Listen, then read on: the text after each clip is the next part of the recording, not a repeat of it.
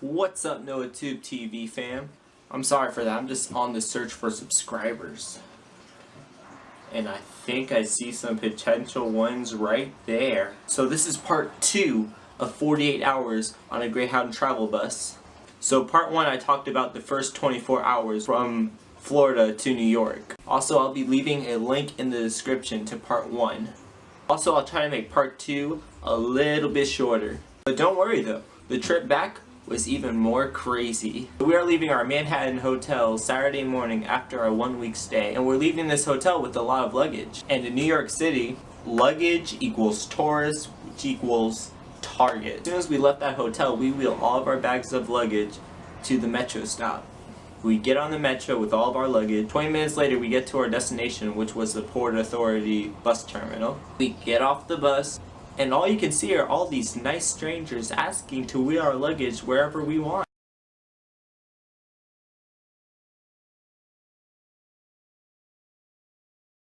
Okay, here's some advice. If you're traveling to New York for the first time, never, ever, ever let a stranger touch or hold your things. It's a trap. I guarantee you that you are going to get your stuff stolen. It happens all the time.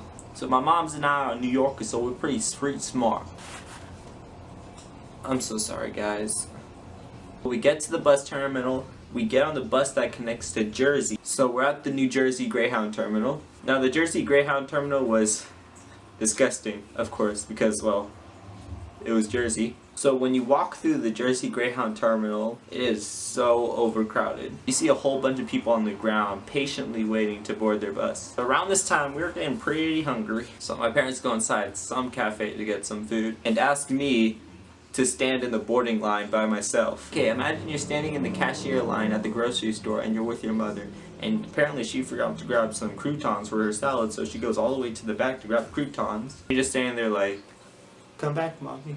Okay, imagine that. Now multiply by 32 and you got what I felt standing in that line. It's been 10 minutes and they still haven't gotten their orders. I'm over here in this line like... And while I'm in the boarding line, there was this group of upstate New York idiots that will be boarding with us that I'll mention later on. We get on the bus. I wanted to sit next to my parents, but the closest available seat was diagonally across from me. It was still awkward because they were still behind me, like I'm here and they are diagonally across from me right here. It was still awkward because they were behind me and I'm over here third wheeling. By the way, shout out to all my third wheels. So believe it or not, I was sitting by myself for a majority of the trip. I also finally learned the art of sleeping on the bus. You just go like this and then... So fast forward and we're in Delaware. I'm in my seat chilling, looking out the window, and I hear some shouting coming from the front of the bus. Then all of a sudden the bus driver pulls to the side of the road. Apparently this lady's son was causing problems for another passenger, and so the bus driver just asked this lady to control her kid. The lady started going off on the bus driver, and this dude was just trying to do his job. So he pulled to the side of the road to set this lady straight. He basically said, lady, if you don't want to abide by our rules, then you can get off the bus. We get back on the road and fast forward, we are in Virginia. We get to the Richmond bus terminal. Wait time as usual, about 45 minutes. So I really had to pee.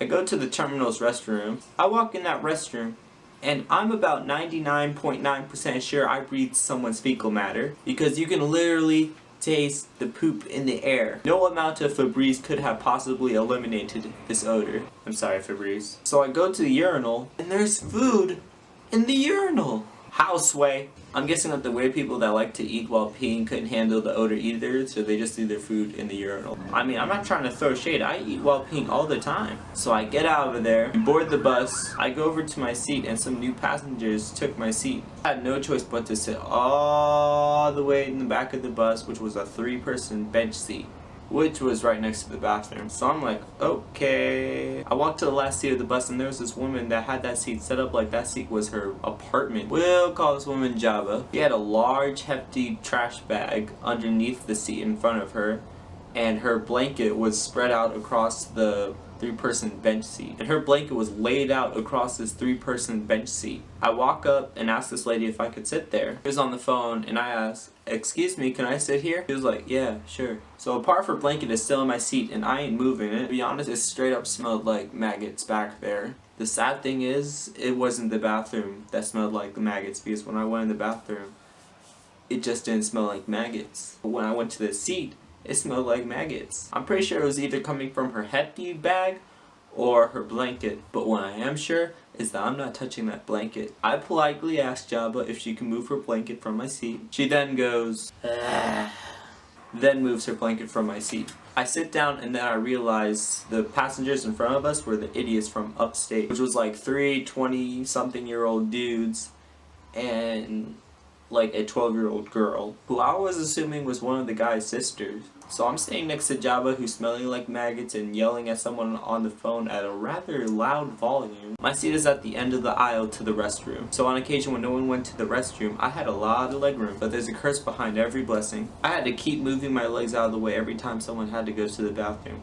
And imagine being on a bus with like 50, 55 people. Okay, fast forward, and we are in North Carolina. As a routine, we get off the bus and then we board back on the bus. Okay, it's nighttime and more people had boarded the bus when we were just about to get back on the road. The bus seemed to be at full capacity and one passenger comes onto the bus and walks all the way back to look for a seat. And there is none. Maybe because Jabba took up 2 seats so she can lay down. One of the upstate passengers, we'll call him Bobby, sacrificed his seat to the extra passenger and sat on the floor. We're on the road and I'm guessing the assumingly 12-year-old girl from upstate, her brother decided to switch with Bobby, who was sitting on the ground, to sit with his sister.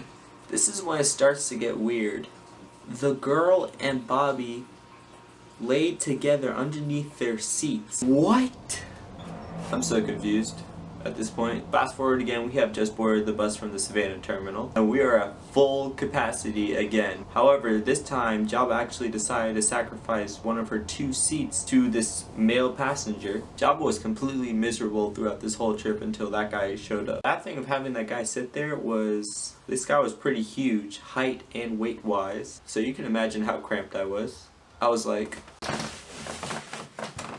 So fast forward again and we are in Florida. We're almost at our last stop, but for some reason we pulled into a gas station. I don't know why we pulled into a gas station, we just did. The driver allowed passengers to get out of the bus for like 10 minutes. So Bobby and the 12-year-old girl went inside the gas station. This is when I found out this girl couldn't be 12. After this girl got out of the gas station, she started smoking a cigarette. If this girl is 12, then Lord, please help this child. It took my brain a while to process this sight. I mean, she's just out here like... Fast forward, we get back on the road and we arrive home. If you made it to the end, you're the true MVP. Thank you for watching. Abuse that like button. If you're new, then hit that subscribe button. Let's try to hit 50 subscribers. Love y'all. Peace.